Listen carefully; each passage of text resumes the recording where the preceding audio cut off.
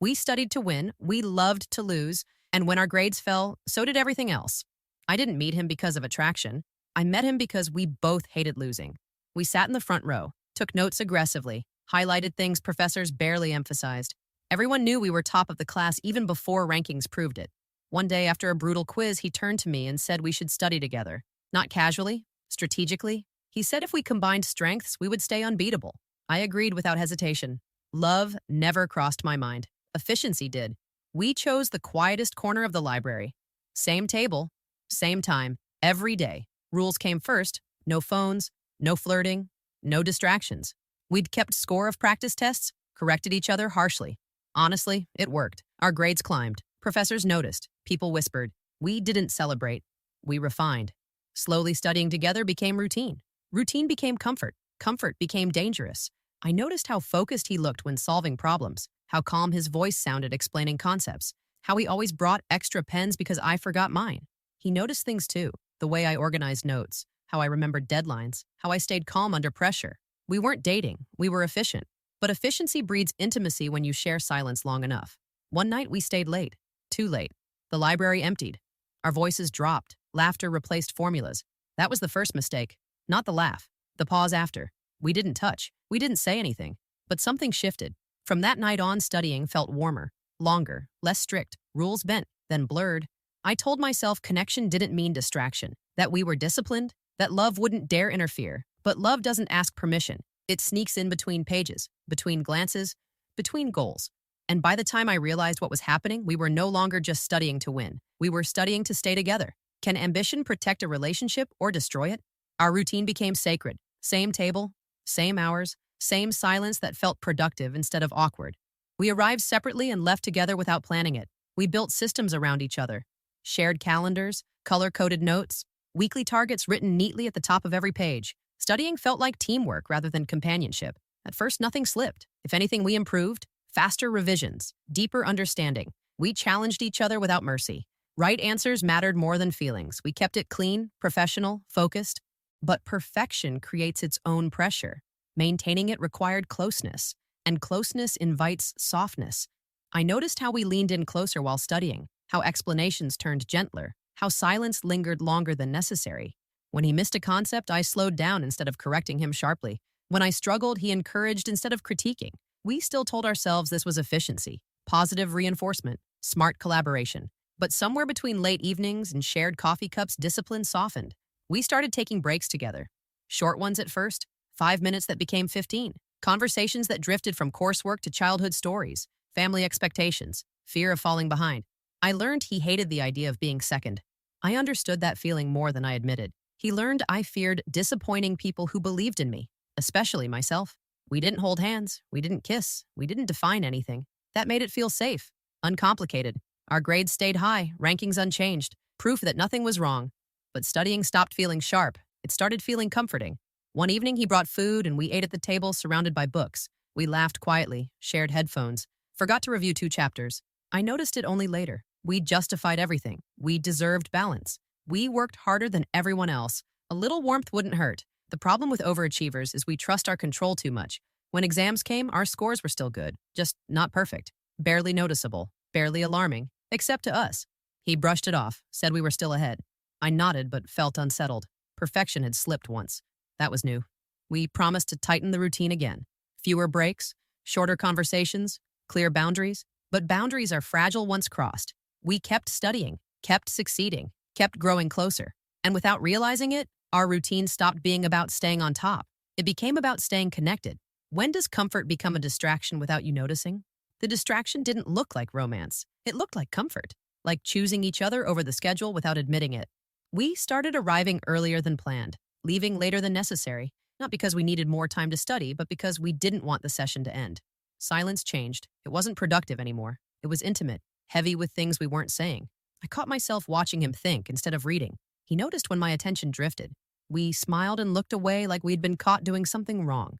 Breaks became excuses, coffee refills that took too long, walks around campus to clear our heads that ended in laughter and shared playlists.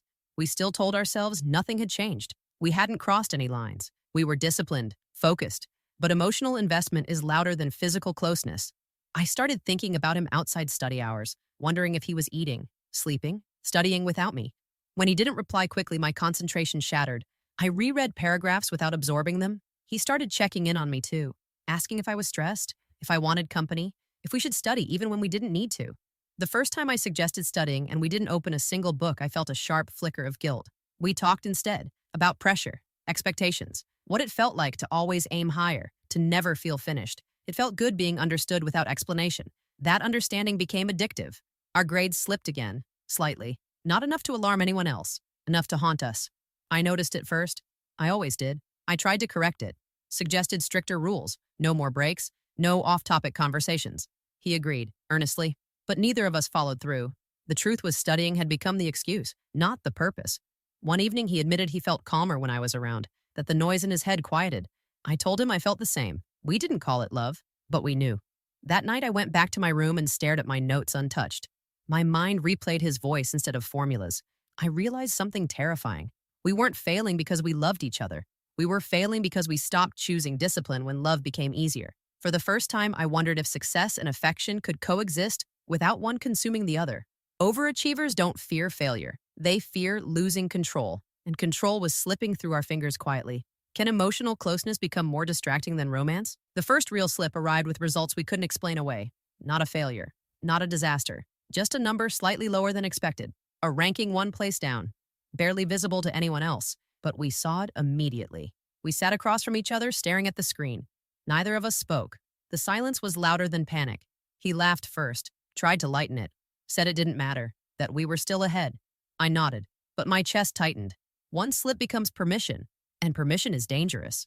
We promised to fix it, reset, refocus, return to the system that worked. We made new rules, strict ones. No talking during sessions, no breaks without timers, no studying unless we both needed it. It worked for a week. Then pressure returned. I caught myself watching the clock instead of the material, counting minutes until I could talk to him. He did the same. We followed rules mechanically while breaking them emotionally. I corrected him on a problem and he snapped back, immediately apologized. We both froze. That never happened before. Competition had returned, sharper now because something was at stake. When I outperformed him on a quiz, he congratulated me, but his smile didn't reach his eyes. I felt proud, then guilty, then resentful for feeling guilty. I realized how twisted it had become. Love made success feel selfish. Success made love feel dangerous. Study sessions turned tense. Efficiency replaced warmth. Warmth returned and efficiency vanished. We couldn't hold both at the same time. One afternoon, he suggested we stop studying together for a while, just temporarily, to regain focus. The idea terrified me more than slipping grades. I said no too quickly. He noticed. That was when we both understood. Studying together wasn't about studying anymore. It was about holding on to something that made pressure bearable. When he didn't sit next to me the next day, my concentration collapsed. My notes blurred. Anxiety spiked. I realized how dependent I had become. The first slip wasn't academic, it was emotional. And emotions don't stay contained once they spill. We didn't fail because we loved each other. We failed because we refused to choose what hurt less. Discipline hurt. Distance hurt. So we chose neither, and paid for it. Is it harder to let go of success or of the person tied to it? Guilt arrived before failure did. It crept into every quiet moment, every page I couldn't focus on, every time I chose him over revision. I started waking up earlier to study alone, trying to make up for lost time. But my mind kept drifting back to him, wondering if he was doing the same, wondering if I was the distraction or the escape. When we met later in the day, there was tension, not anger, awareness. We both knew something was wrong. Neither of us wanted to say it out loud. Our grades stabilized but never recovered fully. That was worse. It meant we were capable but unfocused, smart but compromised. I hated that feeling. One night I confronted him gently, told him I felt like I was failing myself, that loving him was starting to feel like betrayal, not of him, of my goals. He listened quietly, too quietly. Then he said he felt the same, that every hour with me felt stolen from his future, that he loved being with me but hated himself afterward. Those words hurt more than criticism ever could. Guilt poisoned affection. Every laugh carried weight. Every moment together came with an internal calculation. We tried scheduling affection. Study first, then time together. Like love could be contained in slots, it didn't work. I felt distracted when studying and rushed when we were together. Nothing felt whole. Friends noticed changes, less energy, more tension. We brushed it off as stress. But stress has a tone, and ours was unmistakable. He began staying longer at the library alone. I pretended not to mind. I studied harder but retained less. We were pulling in opposite directions while still holding on to each other. One evening, he didn't show up to our usual time. No message, no explanation. I waited, then studied, then panicked. When he finally arrived, he looked defeated. He said he needed to talk. I knew then that the choice we had avoided was coming. Guilt had done its job. It forced clarity. Love was no longer soft. It was heavy. And we were running out of space to carry both love and ambition without dropping one. Can guilt destroy love even when both people care deeply? Pressure didn't announce itself. It crept in silently, unnoticed at first. Late nights, early mornings, unending assignments, professors who smiled politely but graded harshly, rankings that shifted with each quiz. Every point mattered. Every mistake echoed. We felt it from all sides. Alone, it might have been manageable. Together, it became unbearable. We stopped laughing in the library. Not completely, but enough to notice. Notes were exchanged with clipped sentences. Explanations had sharper tones. Comfort became tension. Even our breaks carried weight. Coffee wasn't a pause anymore. It was a timer, a reminder that every second we weren't focused was a second lost. I saw it in him first. The way he tapped his pen impatiently. The way he avoided my gaze when I made a minor mistake. The way he sighed quietly after a quiz. I mirrored him unknowingly. I stopped offering my usual encouragement. I focused on formulas, dates, facts, efficiency over affection. But pressure finds weakness, and our weakness was each other. We began arguing over trivial things, who borrowed whose notes, who spent too long on the coffee break, tone, timing, tiny mistakes. Every small imperfection became magnified, and the grades began slipping again, slightly, imperceptibly to others, but devastating to us. I confronted him after one practice test. "We can't keep doing this," I whispered, staring at the marked errors. "We're failing ourselves." He didn't answer immediately. His eyes fell on our shared notes. Then he admitted softly, "I can't stop thinking about us. Even when I'm studying, I'm distracted." That was the moment I realized we weren't just distracted by emotions. We were distracted by each other, by the love that had crept in quietly and now consumed more than either of us wanted to admit. We tried solutions, separate study hours, silent focus sessions, strict routines. Nothing worked. Love had become an unspoken variable in every calculation. Pressure grew heavier. Every assignment carried the weight of expectation and guilt. Every moment together carried tension. Efficiency and affection clashed relentlessly. One night I stayed at the library alone, staring at formulas that made no sense. My mind replayed conversations, glances, tiny touches. I realized that this love, the one that felt comforting, was now a liability. We weren't failing because we weren't capable. We were failing because we couldn't reconcile the pressure with the connection we had built. I left that night with a sinking heart. Love had entered softly. Now it demanded a choice, success or each other. I didn't want to choose, but pressure has a way of forcing decisions silently, without warnings, until the only option left is the one you've been avoiding. We both knew what was coming. Can love survive when ambition and pressure demand perfection? The ultimatum arrived quietly, not with shouting or tears, but in a single sentence during a study session that had begun like any other. He closed his notebook, leaned back and said, "We can't keep doing this. One of us has to choose." I froze. My pen hovered over a page of formulas I couldn't focus on. My chest tightened. "Choose what?" I asked, though I already knew. "Us or grades," he said. "We can't have both." Silence fell between us, heavy and suffocating. The library was empty, except for the distant hum of fluorescent lights and the faint shuffle of janitorial work. Everything else faded. There was no quiz, no assignment, no deadline, just us. I wanted to laugh at the absurdity, but it came out as a strangled breath. "You mean, you want me to pick?" "Yes," he said calmly. The calm made it worse. No dramatics, no anger, just facts. Reality. The consequence of every smile, every shared coffee, every late-night conversation that had derailed our focus. I thought about all the late nights we had spent together, laughing, leaning closer, sharing playlists instead of lecture notes. Every moment that had distracted me now felt like betrayal. And yet, the thought of leaving him terrified me. He had become part of my rhythm, my heartbeat, my daily life. I couldn't ignore what we had accomplished. The perfect grades we had maintained before love snuck in, the recognition, the sense of control. My future felt tangible, almost within reach. He waited patiently as if sensing the storm in me. I saw his own struggle in the tight line of his jaw, the way his hands trembled slightly as he closed his pen. He loved me, I knew that, but he loved success too. I realized then how fragile we had become. The very thing that had brought us together, our ambition, was now the wedge between us. We talked, not about feelings or blame, about reality, about numbers, rankings, deadlines, about what we needed to survive academically. He didn't want to let go, but he wouldn't sacrifice. I didn't want to leave, but I knew I couldn't compromise. When the conversation ended, nothing had been decided, but everything had been set in motion. The choice would come sooner than either of us wanted. That night I sat alone, staring at my notes untouched. I realized that love, which had once felt comforting, had become a liability. The ultimatum wasn't just a sentence, it was a truth I couldn't escape. And somewhere deep down, I knew what I would have to do. Not because I wanted to, but because overachievers like us always finish the task at hand no matter the cost. The question lingered. Could we ever come back from this? Or had ambition already taken the first step towards separating us forever? Would you sacrifice love for success or success for love? Separation wasn't dramatic. There was no shouting, no slammed doors, no public display of heartbreak, just quiet understanding that some choices can't be postponed. We stopped studying together, not because we hated each other, not because we no longer cared, because love had become the distraction neither of us could afford. The first day apart was unbearable. I sat at my usual table alone, books stacked neatly, notes highlighted in perfect order, but my mind was elsewhere. I kept glancing at the empty seat across from me, half expecting him to walk in and smile, as if nothing had changed. We exchanged messages, brief and polite, only about assignments or exam schedules.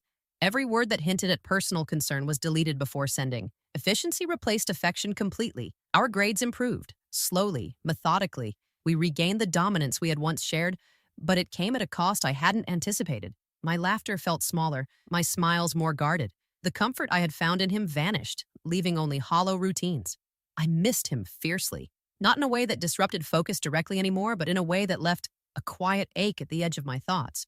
Every success felt bittersweet because he wasn't there to share it. He too seemed different. Messages were shorter, replies less frequent. Even in group study sessions, he no longer sought my input beyond the technical. I wondered if he was feeling the same emptiness I carried, but pride and ambition kept us from admitting it. One evening, I saw him in the library. Across the room, buried in books and notes, focused and sharp as ever. My chest tightened. I wanted to run to him, to collapse into the warmth we had once shared. But I didn't. I walked past, keeping my head down, focusing on my own work. We had learned something vital about love. Sometimes it isn't enough to conquer the world together. Sometimes it demands sacrifices we are unwilling to make willingly. We continued separately, silently competing not just with others, but with the memory of ourselves when we were together. Every exam, every quiz, every ranking reminded me of the partnership we had abandoned, but with time, the ache dulled. Love turned into nostalgia. Pain became memory. Our connection remained, faint but undeniable, like an echo of laughter in an empty hall. Years later, when we finally spoke again in professional settings, it was different. There was respect, recognition, a quiet acknowledgement that our bond had shaped us, even if it could no longer exist in its original form. We chose success over each other, and we survived. But the survival carried its own lessons, that ambition can demand loyalty, that love can be the sweetest distraction, and that sometimes the heart has to yield to the mind. Even now, I remember him. I remember us, and I remember the choice that defined everything. Can love survive when the demands of success are stronger than the pull of the heart? Success arrived quietly, without applause or celebration. It came in the form of grades posted on screens, recognition from professors, scholarship letters, internship offers. The numbers were perfect. The rankings restored. Everything we had worked for, alone now, was achieved. I should have felt victorious. Instead, there was emptiness. Sitting alone in my apartment, reviewing top scores and glowing emails, I realized the victory was hollow. The person who had made studying feel alive, who had shared late-night laughter and whispered encouragements, was gone from those moments. He had reached the same heights. His name appeared on boards, accolades listed in newsletters. We were both winning, both thriving. Yet neither of us had the warmth of companionship that had once made the grind tolerable. We bumped into each other months later, outside a classroom during a seminar. Polite smiles, quick nods, recognition without intimacy. I realized that time had softened the edge of jealousy, but it hadn't erased memory. The weight of what we had sacrificed pressed heavily. Ambition demanded loyalty, and we had delivered. Love had been a casualty, and that fact lingered silently between us. We exchanged updates about careers and achievements, careful to avoid personal cracks. But the warmth, the connection that had been distraction and joy, was visible only in our eyes for a fleeting second before being masked by composure. I wondered if he regretted the choice. Probably not. Our ambitions required the focus we had abandoned when love crept in, but sometimes in the quiet of my room, I imagined what it would have been like if we had managed both, if distraction had been controlled, laughter preserved, and intimacy balanced with focus. We didn't reach out beyond professional necessity. Pride and respect created a barrier. We knew that revisiting the past would risk reopening wounds we had carefully avoided. Success demanded discipline, and that discipline required emotional distance. Yet sometimes I felt the ache again. a quiet tug at the heart that reminded me of library corners, shared notes, whispered encouragements, and lingering glances.